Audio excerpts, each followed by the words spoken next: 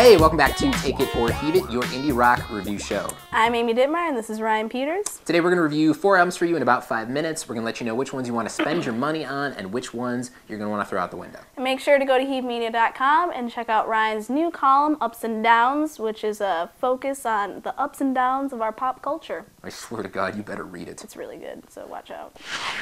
Francois Viro is a French import bringing his crazy experimental folk pop to America. His second album, Yes or No, was released September 30th, 2008 on Frenetic Records. The single you're listening to now is Say Fiesta.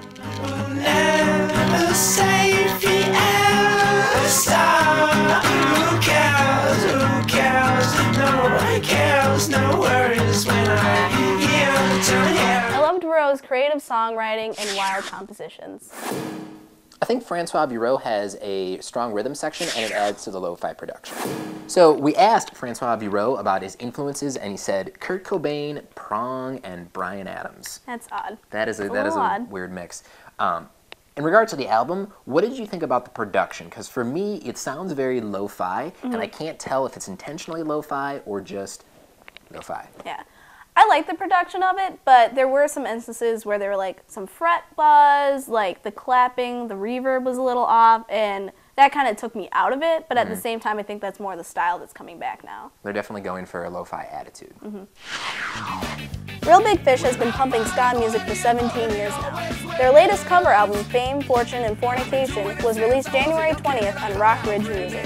This is their cover of Authority song.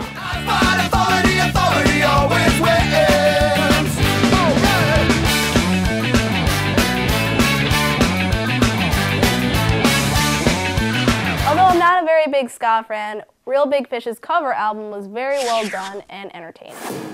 Hey, Real Big Fish, the 80s are over. Stick to the ska that you do better. So if you were at the Real Big Fish shows from the start of the year, you could have got the album early because they were selling individual copies of it before the official release date on January 20th. That's pretty cool. That is pretty cool. Now, the thing is whether or not you'd want it, because for me, ska bands are a niche, right? And I want to hear them just play ska, which is why I didn't really like Real Big Fish's cover album.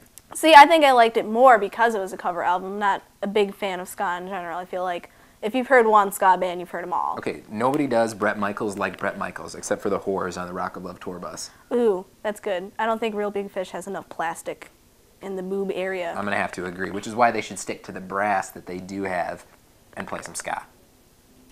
Andrew Bird is a Chicago-based singer-songwriter, and his fourth solo album, Noble Beast, was released January 20th on Fat Possum Records. This is a single, Oh No. In the sauce of remains of what was thought but unsaid, all the calcified arithmetists were doing the math. And it would take a calculator. Andrew Bird's knack for beautiful arrangements won my heart over on this album. Andrew Bird is eclectic, melodic, and intelligent. What's not to like? So anyone who's ever been to an Andrew Bird show will tell you that one of the things he's known for is reworking and remixing and improvising his songs in concert. And I think that really shows what a great musician Andrew Bird is overall. Like, on Noble Beast, you can totally tell his classical background. He's a violinist. Yeah. Yeah. He graduated from Northwestern, I do believe so, in Chicago. Yeah, and like that eclecticism that you'll see at his show is sort of, it comes out on the album. The tracks are really, really varied, really different, which is nice. I thought it was a gorgeous album. Yeah. Like there's not one bad track. There's straight up a ton of melody on here. It's fantastic. Shaolin Temple of Boom embodies their LA roots through their first album, Deus Ex Machina, which was released November 2008 independently. Take a listen to their single, Deus Ex Machina. You cannot breathe. You're stuck inside this great divide. Deus Ex Machina needs a little less flash and a little more rock to make it listenable. Everything about Shaolin Temple of Boom is so overproduced and put in the perfect spot that it neuters any effect that the band might have.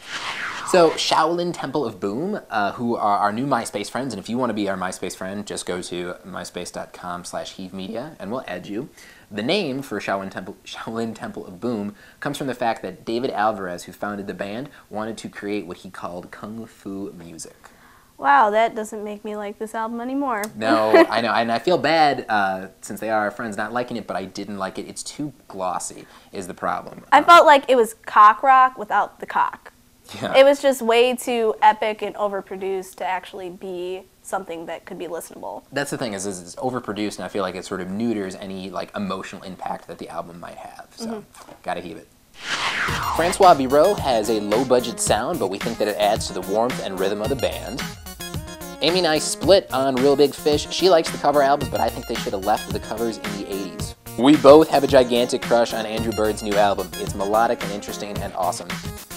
And we both heaved Shaolin Temple of the Boom. It's way too overproduced. Thanks for watching Take It or Heave It. As always, I'm Amy and this is Ryan. Nice, and make sure that you head by the website and check out the new Know Your Bandmate video with Brighten Up. It's gonna be good. HEAVEmedia.com would like to thank the Polish Ambassador for creating our theme music. If you'd like to know more, go to PolishAmbassador.com.